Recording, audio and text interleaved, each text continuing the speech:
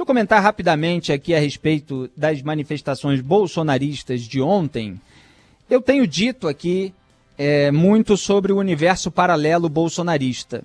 E isso foi confirmado nas manifestações de ontem, principalmente por aquelas entrevistas dos bolsonaristas que estavam na rua ao deputado estadual Arthur Duval, o Mamãe Falei, que foi lá como fazia nas manifestações petistas e questionou os manifestantes bolsonaristas a respeito de informações básicas que qualquer pessoa que está na rua defendendo um grupo político deveria saber, né, sobre as suas ações, sobre as suas omissões, mas não sabe.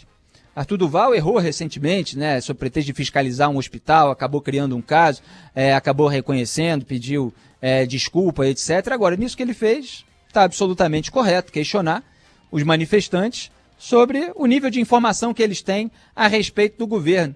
E fica claro que eles estão sendo enganados. É claro que são pessoas que recorreram à cegueira voluntária, eles se deixam enganar, eles não estão se informando. Eles estão recebendo o que já se chama de zap profundo. Eles estão recebendo a propaganda que muitas vezes nasce em gabinetes bolsonaristas, por militantes que estão lá em gabinetes recebendo dinheiro público para fazer militância, produzindo imagens, memes, etc., com distorções, meias-verdades, mentiras, imagens às vezes trocadas, como fizeram inclusive depois dessa manifestação, usando imagens daquela manifestação muito maior que ocorreu ali entre 2014 e 2017 no Brasil, pelo impeachment da Dilma, e depois ainda houve uma extensão mesmo após o impeachment. Eles tentam inflar os números, etc., para tudo parecer maior do que foi. Agora, assistam a esse vídeo. O título é Questionei o Gado, parte 1, e Questionei o Gado, parte 2. São 2 vídeos. O primeiro eu já até compartilhei no Twitter, chamando a atenção para aquilo que as pessoas não sabem e mostram não saber.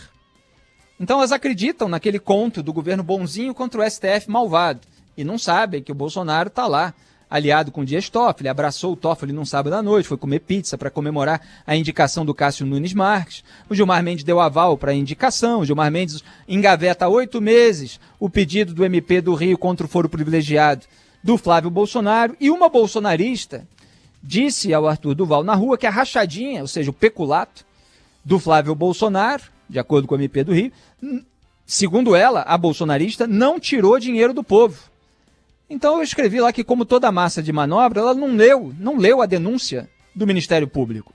E eu coloquei lá a íntegra. Aliás, se alguém aí nunca leu, tem a oportunidade de entrar ali no meu Twitter, Felipe Moura Brasil, @FMouraBrasil, tem os 2 links para as 2 partes da denúncia, na íntegra. Vale a pena ler, é conclusiva. Você percebe que havia um esquema de desvio de dinheiro público.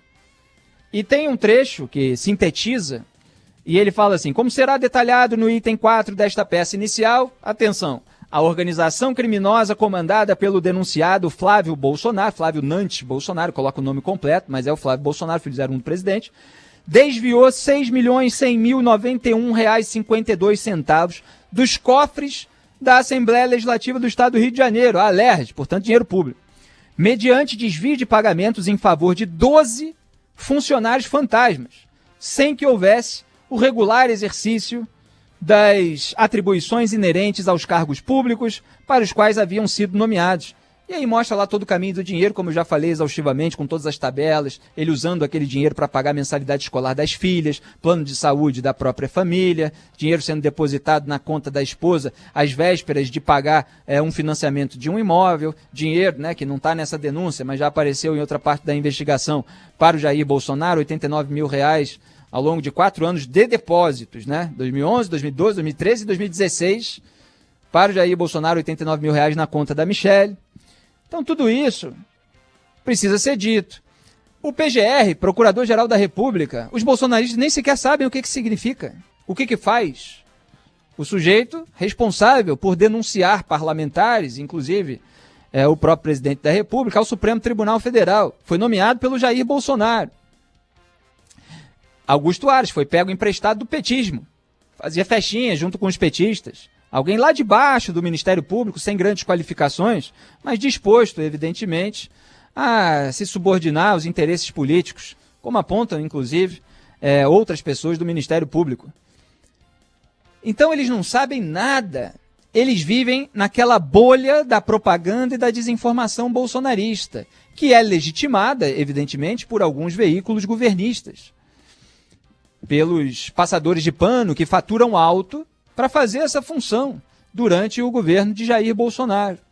Essas pessoas não sabem o que elas estão apoiando, e isso fica claro lá nesses 2 vídeos. Então elas estão dentro de um universo paralelo, né, com um comportamento tribal. Por quê? Porque elas gostam de se sentir pertencentes a um determinado grupo e achar que elas estão lutando contra um mal. Só que não se luta contra um mal sem se informar primeiro sobre quem está fazendo o quê. Senão você acha que você está lutando contra o mal e de boa intenção o inferno está cheio. Então é preciso deixar tudo isso muito claro, que é o espelho do petismo com o bolsonarismo. Assim como havia um monte de manifestante petista indo às ruas de vermelho, sem saber nada a respeito do que estava acontecendo, e ficava claro nos vídeos do mesmo deputado, agora existem esses indo com a roupa do Brasil, sem saber absolutamente nada. Quer dizer, o que ficou daquelas manifestações que surgiram contra a corrupção, contra a instrumentalização política de órgãos do Estado, contra ditaduras, né? Sobrou só as cores. Inclusive porque havia muito mais cartazes, inclusive, do que naquela época, defendendo intervenção militar, dessa vez com Bolsonaro no poder. E as grandes faixas de "eu autorizo o presidente". Estão aí os vídeos, as imagens, nas redes sociais, circulando. Não dá para eliminar o caráter golpista de uma parte significativa dessa manifestação. Eles agora defendem isso à luz do dia, e já tem passador de pano com microfone defendendo abertamente, como se o bolsonarismo estivesse assim de mãos atadas pelo Supremo Tribunal Federal, do qual, em parte, pelo menos, o bolsonarismo se tornou aliado na Frente Ampla pela Impunidade, em razão do peculato de gabinete, em razão do telhado de vidro da família. Porque fica claro na denúncia do MP do Rio que havia desvio de dinheiro público. Quem desvia dinheiro público é ladrão. É bom deixar claro. Isso é tese geral. O Major Olímpio dizia: rachadinha é coisa de ladrão. Lamentavelmente, morreu aí, vítima da Covid-19. Rachadinha é coisa de ladrão, é peculato, é desvio de dinheiro público.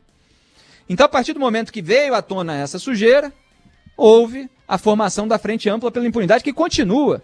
A CCJ deve avalizar, espero que não, né?